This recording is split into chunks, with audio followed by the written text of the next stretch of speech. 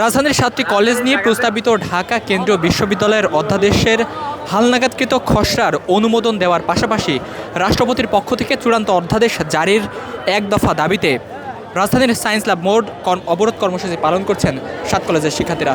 দর্শক, পূর্ব ঘোষণা অনুযায়ী গতকালই কিন্তু তারা ঘোষণা দিয়েছিল যে রাজধানীর 3টি মোড় তারা কিন্তু অবরোধ করবে। তার ধারাবাহিকতা দেখছেন যে রাজধানীর তাঁতিবাজার সহ সায়েন্স ল্যাব মোড়ও অবরোধ করে রেখেছেন এই 7 কলেজের শিক্ষার্থীরা। মূলত রাজধানীর সরকারি 7টি কলেজ নিয়ে তারা একটি কেন্দ্রীয় বিশ্ববিদ্যালয়ের অনুমোদন দাবি করেছিল এবং সেই অনুমোদনের এক দফা দাবিতেই মূলত তারা এখানে অবস্থান করছেন। আমরা কথা বলার চেষ্টা করবো এখানে উপস্থিত শিক্ষার্থীদের সাথে এবং তাদের থেকে জানার চেষ্টা করবো তারা আসলে কি বলছেন। আবার আন্দোলন করছেন, মূলত দাবি আমাদের যেন দ্রুত অধ্যাদেশ জারি করা হয়, সেই দাবিতেই আমরা আজকে ব্লকেট কর্মসূচি পালন করছি। কালকেও করব, যদি আমাদের কোনো বার্তা না আসে, সঠিক কোনো বার্তা না দেয় তাহলে কালকেও করব। কালকে না, শুধু যে পর্যন্ত আমাদের অধ্যাদেশ জারি না করবে অনির্দিষ্টকালের জন্য আমাদের কর্মসূচি চলবে। আমরা দেখেছি এর আগেও অনেক আন্দোলন করেছেন, আসলে এই আন্দোলনে কোনো টনক নড়েছে কি? আচ্ছা, এর আগেও আমরা বারবার আন্দোলন করেছি, আন্দোলনে নেমেছি, আবার উঠেও গেছি। শুধুমাত্র সরকার আমাদেরকে আশ্বস্ত করেছে যে দ্রুত অধ্যাদেশ জারি করবে, আমাদের ইউনিভার্সিটির কাজ শেষ হয়ে গেছে, সেই আশ্বাস পেয়ে আমরা উঠে গেছি, চলে গেছি, আমাদের আন্দোলন স্থগিত করেছি। কিন্তু সরকার বারবার আমাদেরকে আশ্বাস দিচ্ছে, কিন্তু আশানুরূপ কোনো কাজ করছে না। তো তারই প্রেক্ষিতে আমরা আজকে আমাদের আবারও রাজপথে নামতে হয়েছে এবং যে পর্যন্ত আমাদেরকে অধ্যাদেশ না দিবে সে পর্যন্ত আমরা রাস্তা অবরোধ করে থাকবো। আর না, দর্শক, যেমনটি দেখছেন যে 7 কলেজের শিক্ষার্থীরা অধ্যাদেশ জারির দাবিতে মূলত রাজধানীর গুরুত্বপূর্ণ সড়কগুলো অবরোধ করে পুরো ঢাকা শহর প্রায় অচল করে দেওয়ার মতো অবস্থা কিন্তু তারা সৃষ্টি করেছে এবং দেখছেন যে তারা বলছে যে তাদের দাবি আদায় না হওয়া পর্যন্ত তারা কিন্তু অবস্থান করবেন।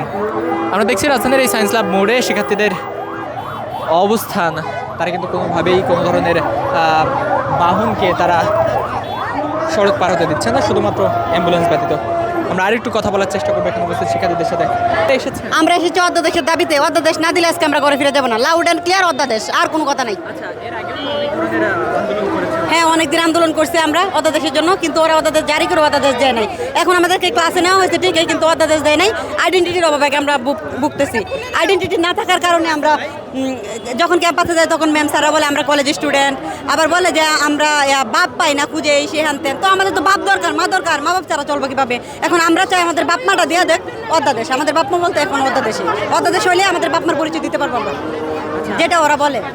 আমরা দেখেছি যে কলেজের যে সকল শিক্ষার্থীরা রয়েছে ইন্টারে, তারাও আন্দোলন করছে যে এই কলেজে হ্যাঁ, বিভিন্ন সিন্ডিকেট বিরোধিতার কারণে হইতেছে না। আমাদের সিনিয়ররা যখন আমরা এই যে এটা বলি যে আমরা সেন্ট্রাল ইউনিভার্সিটি স্টুডেন্ট, তখন বলে ওটার কি বাপ আছে? তো আমাদের দাবি একটাই, অধ্যাদেশ দাও, দিয়ে আমাদের বাপটা দাও, আর কোনো দাবি নেই। Thank you. দর্শক, দেখছেন যে শিক্ষার্থীরা বলছে যে তাদের দাবি আদায় না হওয়া পর্যন্ত তারা কিন্তু এখানে অবস্থান করবে এবং আমরা দেখেছি এর আগেও শিক্ষার্থীরা বিভিন্ন ধরনের আন্দোলন করেছে অধ্যাদেশ জারির দাবিতে এবং এখন দেখছেন সায়েন্স ল্যাবের গুরুত্বপূর্ণ সড়ক অবরোধ করে রেখেছেন।